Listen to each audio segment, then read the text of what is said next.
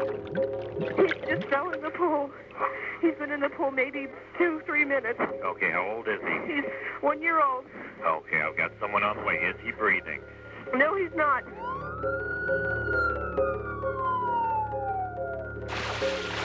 When a child goes into the water, there's a bit of a struggle, there's some panic, and then they slip under and it's a silent act. You don't hear it.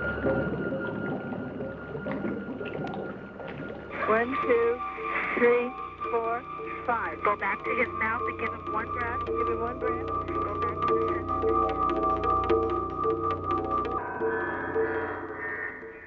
Usually when we walk in the door, within the first couple of minutes, we've got a real good idea how the outcome's going to be.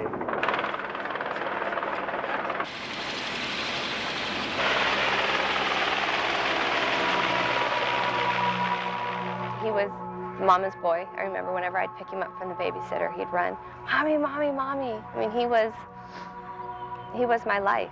The family's grief, felt by many tonight, when rescuers couldn't save it. The son of a Tempe firefighter, Weston was left alone in the family's backyard for a few minutes. It could happen to anybody. It isn't about bad parents. It's about a combination of things going wrong that create a drowning. But the heartache doesn't stop there. A senseless and most preventable tragedy is claiming the lives of our Valley children at what safety experts are calling an epidemic. Drownings for children under the age of 5 are at an all-time high in Maricopa County, and those numbers top the charts for child drownings in this country. We're losing kids. We're seeing double-digit numbers of children under the age of 5 drowning. That's like a small classroom each summer that drowns. That's hard for us in public safety to accept. The dynamics of a drowning begin with a loss of focus. It can happen when a parent goes and brushes his teeth or to the bathroom, or when a mom answers the front door. You think your child is watching television. Your 20-month-old who couldn't open the back door yesterday is quite capable today, but you don't know it and have taken your eyes off of him for just a few seconds. There's no barrier to this pool, and it is a straight line into the water. It was May 31st, 1998, a beautiful, sunny day outside. It was in the afternoon, and our family had decided to have a family barbecue. Drew Ann Letter of Gilbert told her 3-year-old son, Weston, he could go to the store with her to buy things for the afternoon barbecue. The 10-week-old twin girls were napping. She and Weston would leave in 15 minutes. In the meantime, Drew Ann sent him outside to play with his daddy, a Tempe firefighter. A few minutes later, Tom Letter came inside. Tom walked back in. I heard the door close, and I heard him say, "Weston fell in the pool." Was he screaming? No, he wasn't. He said, "Weston fell in the pool." I mean, if I had to look at it now, it was not a typical Weston fell in the pool. But at that time, I didn't think anything. So I said, "Okay, hold on, let me get you a towel." And that was where my mindset was. I never thought that that meant anything bad. And he said, "No, it's a lot worse than that. 911's on the phone, and you need to come take the phone." So I ran out of the den and saw him in the hallway, and he was holding Weston. And he was hanging there. I mean, I knew at that point that it was really, really serious. Tom performed CPR before paramedics arrived. Realizing how serious it was, nothing prepared the Letters for what they would learn at the hospital. Weston was dead.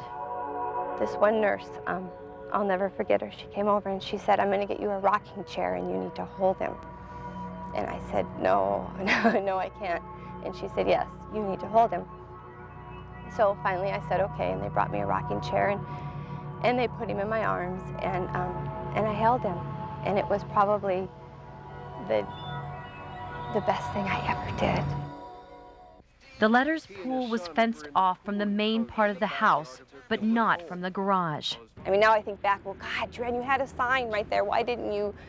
You know, I did. I had, I mean, my own words if I would have listened to them, but I never thought it could happen. How could it happen to me? We're the overprotective parents. We're the parents who people look at and say, you know, you need to be a little bit laid back because your kid's not going to be normal.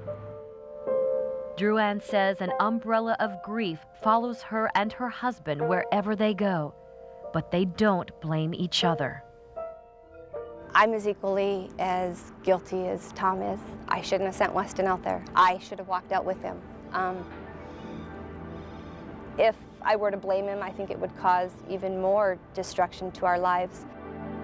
Child drownings literally tear families apart. Without counseling, it is reported more than 90% of couples that lose a child to a drowning divorce. I think when you have drowning affect your life, you not only have the loss of a child, which is horrible, but you have the guilt, you have the blame, and bottom line, it's preventable. And we did not do enough. And that enough is we didn't do what you and I are doing right now, and that's constant eye-to-eye contact. 60% of drowning victims are children 6 months to 4 years old. 75% of them drown in their own swimming pools. 85% of them drown at their home or friends. 75% of the time, the attributed cause is poor supervision and no pool barrier. In 77% of child drownings, the child was out of sight for 5 minutes or less. Most children younger than 6 were being supervised by one or both parents. Did you see the new pinwheel? Yeah. Where's Weston's? Drew-Ann will never fully recover over her son's drowning, but she has found an outlet for her grief. And I remember I put my hand on his casket and I told him that I would never forget him and that I would let nothing bad come from his death, which is one of the reasons why I'm doing what I'm doing work-wise. What are you doing? What are you doing? Come on, hug. Besides being a mom to 3-year-old twins, Drew-Ann co-founded Water Watchers, a nonprofit organization that educates the public about water safety issues. She is also the drowning prevention and awareness coordinator for Phoenix Children's Hospital.